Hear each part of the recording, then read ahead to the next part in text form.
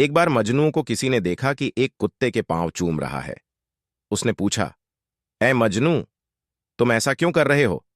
मजनू ने कहा, यह कुत्ता लैला की गली से होकर आया है, मैं इसीलिए इसके पांव चूम रहा हूं। ऐसे मस्त और अक्ल में खराबी आए हुए इंसान को मजनू, पागल न कहा जाए तो क्या कहा जाए?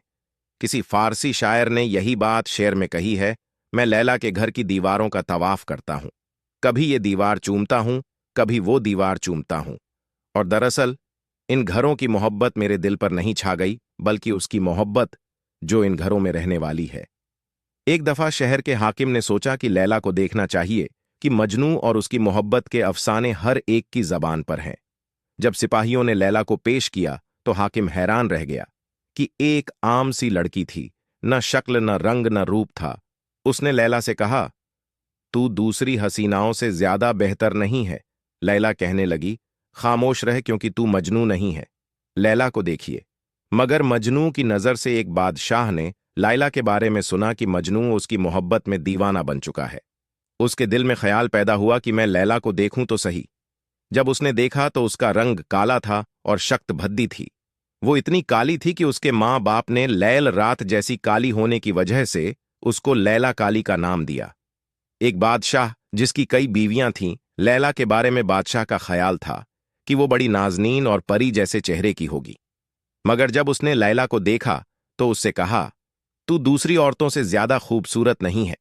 जब बादशाह ने यह कहा तो लैला ने जवाब में कहा, खामोश हो जा, तेरे पास मिस्टर मजनू की नजर नहीं। अगर मजनू की नजर होती तो तुझे दुनिया में मेरे जैसा खूबसूरत कोई नजर ना आता। मौलाना रोमी रहमतुल्लाह फरमाते हैं कि एक बार उसको किसी ने देखा कि रेत की ढेर पर बैठे कुछ लिख रहा है। इस पर उन्होंने कहा, जंगल में एक आदमी ने एक बार मजनू को देखा कि गम के बयाबान में अकेला बैठा हुआ था। रेत को उसने कागज बनाया हुआ था और अपनी उंगली को कलम और किसी को कह हत्त लिख रहा था।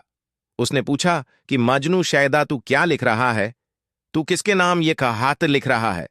मजनू ने कहा, लैला के नाम की मश्क कर रहा हूं, उसके नाम को लिखकर अपने दिल को तसल्ली दे रहा हूं। नमाजी को मजनू की तंबीह। एक दफा एक आदमी नमाज पढ़ रहा था। मिस्टर मजनू लैला की मोहब्बत में गर्क था। वह इसी मदहोशी में उस नमाजी के सामने से गुजर गया। उस नमाजी ने नमाज पूरी करके मजनू को पकड़ लिया। कहने लगा, तूने मेरी नमाज खराब कर दी कि मेरे सामने से गुजर गया, तुझे इतना नजर नहीं आया?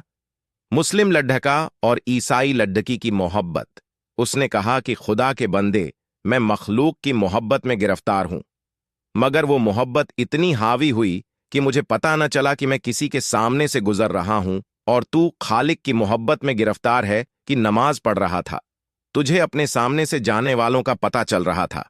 प्यारे दोस्तों, अगर आप लोगों को हमारी ये पोस्ट पसंद आई हो और अगर आपको इस पोस्ट से कुछ इल्म हासिल हुआ हो तो नीचे दिए गए शेयरिंग बटन को दबा के बराए मेहरबानी इस पोस्ट को शेयर जरूर कर दें। शुक्रिया।